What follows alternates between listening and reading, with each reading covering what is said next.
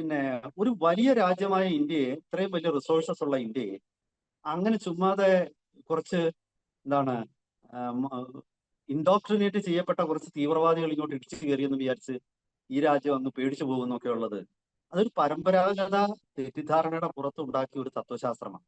അത് അവർക്ക് തന്നെയാണ് തിരിച്ചടി. അതാണ് ഈ പാകിസ്ഥാനിലെ ഈ കലാപങ്ങളുടെ ഒക്കെ പിന്നിൽ. സാമ്പത്തികമായിട്ട് POKയിൽ സുഭിക്ഷമായിരുന്നെങ്കിൽ പോലും ഈ ഒരു പ്രക്ഷോഭം അവിടെ ഉണ്ടായില്ല എന്നാണ് ഞാൻ കരുതുന്നത്.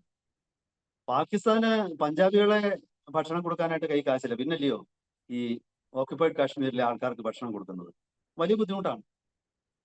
അവര് ഭക്ഷണത്തിന്റെ തന്നെ ഷോർട്ടേജ് അവിടെ ഉണ്ട്, വലിയ രീതിയിൽ ഷോർട്ടേജ് ഉണ്ട്. അപ്പൊ സ്വാഭാവികമായിട്ടും അവരുടെ ബന്ധുക്കള്, ബോർഡറിന് ഇപ്പുറമുള്ള ബന്ധുക്കൾ വളരെ സുഭിക്ഷമായിട്ട് ജീവിക്കുന്നത് കണ്ടാൽ അവർക്ക് ബുദ്ധിമുട്ടുണ്ടാകും.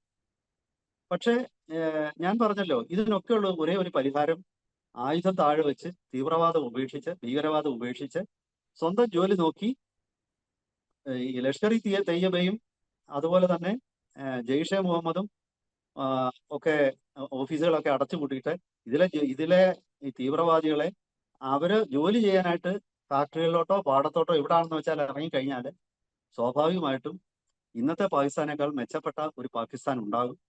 അങ്ങനെ മെച്ചപ്പെട്ട പാകിസ്ഥാൻ ഉണ്ടാകുമ്പോൾ അവരുമായിട്ട് എന്താണ് ട്രേഡ് റിലേഷൻസ്, കച്ചവട ബന്ധങ്ങൾ സ്ഥാപിക്കാൻ ഇന്ത്യയും താല്പര്യപ്പെടും. അതിർത്തിയിൽ വ്യാപാരം നടക്കും, പാകിസ്ഥാനും ഗുണം ചെയ്യും. അവിടെ നിന്നുള്ള പിന്നെ ഡ്രൈ ഫ്രൂട്ട്സും മറ്റ് കാര്യങ്ങളും ഇന്ത്യക്ക് ആവശ്യമുണ്ട്, ഇന്ത്യയുടെ ടെക്നോളജി അവർക്ക് ആവശ്യമുണ്ട്.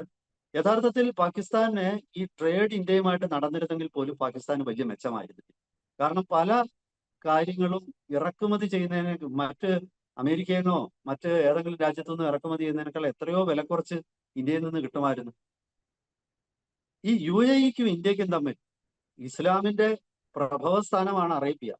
സൗദിക്കും UAEക്കും ഒക്കെ ഇന്ത്യയുമായിട്ട് സൗഹൃദമായിട്ട് പോകാമെങ്കിൽ ഈ പാകിസ്ഥാൻ എന്താണ് പിന്നെ തടസ്സം?